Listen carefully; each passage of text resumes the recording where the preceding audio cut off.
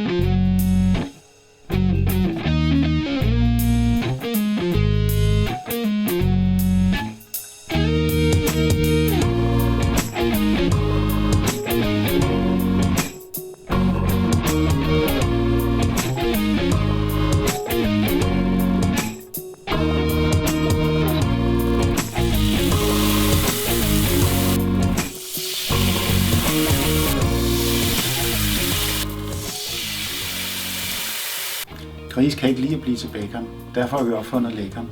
Lakon smager af bacon, men er sundere, mere miljørigtigt og absolut dyrevenligt.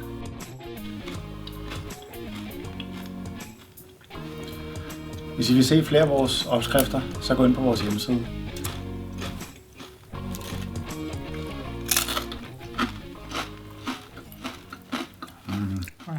Lækker bacon. Helt lækker bacon. Lakon, du.